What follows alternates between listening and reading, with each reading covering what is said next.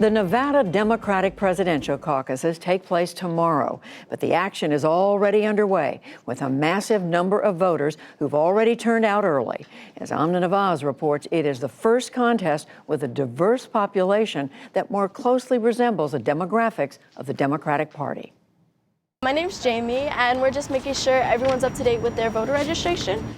For a few hours every few weeks. Hello, how's your afternoon going? Are you registered to vote? We're just making sure everyone's up to date with their voter registration. My name is Jamie. 17-year-old Jamie Martinez takes to the streets of East Las Vegas, and then right there, registering new voters before Saturday's crucial caucuses. I think voting is so important, mostly because there's people before us that were able to vote. Also, it lets you be involved. Martinez has been working with Mi Familia Vota since September to mobilize the state's Latino community, get them to flex their political muscle, and make sure the candidates are focused on their issues. Cecia Alvarado is the group's Nevada state director. Immigration continues to always be the #1 issue, but Latinos also care about healthcare.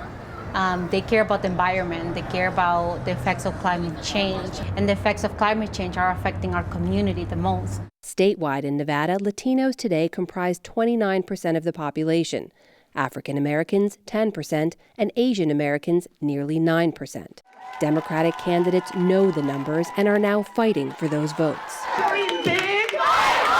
In North Las Vegas, Massachusetts Senator Elizabeth Warren rallies a room of supporters, criticizing former New York City Mayor Michael Bloomberg's stop and frisk policy and its effect on communities of color. But boy, what to do about all those Latinos and African Americans that got slammed over the hoods? For doing what? Walking while black. On the campus of University of Nevada, Las Vegas, former South Bend, Indiana Mayor Pete Buttigieg sits down with the Black Law Students Association. Caleb Green is a UNLV grad, now an attorney in Las Vegas. So a lot of the top issues for me are environment. What are we going to do as far as the climate and making those changes, the economy, as well as immigration. In Chinatown, former Vice President Joe Biden courts voters at an Asian American Pacific Islander event. We've been able to cherry pick the best from every single continent and culture, because the people who come are people who are resilient. Jay Boo is here to try and figure out who he'll support. What he has done for the country before as a vice president. And however, given the situation right now, I think I'm not decided who I'm going to vote for. Meanwhile, multiple candidates made sure to show up and show support for another key voting bloc. Who got the power? We got the power.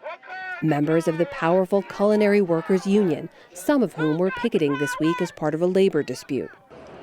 But looming over Nevada's caucuses is the long shadow of Iowa, where confusion over a new caucus app resulted in chaos.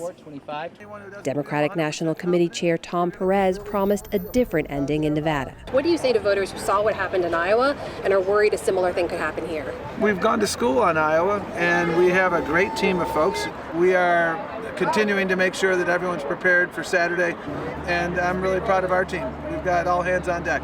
But there are some firsts that could complicate the process.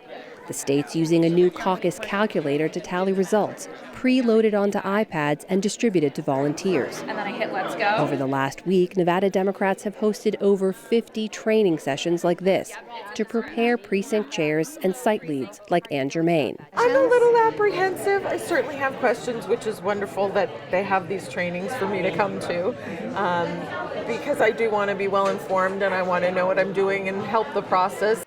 What to expect at a caucus? This new system was put into place after the state scrapped plans to use the same app Iowa had used. Also, for the first time, the state will be rolling in results from 4 days of early voting. We've been in line for about 20 minutes. I think it's been going pretty smooth so far. Nearly 75,000 people stood in line to vote early this year. Compare that to 2016, when a total of 85,000 people turned up to caucus. Brian Ozambela is a first-time voter who cast his ballot early for Bernie Sanders. I feel comfortable that my vote will be represented. Even if my candidate doesn't win, I still feel like everything that I've been through and the way that the process has been so far is very fair. Also among those early voters was Jamie Martinez. Now, why did you decide to vote early instead of taking part in the caucuses? Mostly because I couldn't wait. The sun is setting in Las Vegas, but Martinez scours the lot, making sure she doesn't miss a single potential voter. When you're not informed, you're just letting stuff happen. You don't vote, you let stuff happen. I don't want to let stuff happen. That's our Amna Nawaz reporting from Las Vegas. Thank you.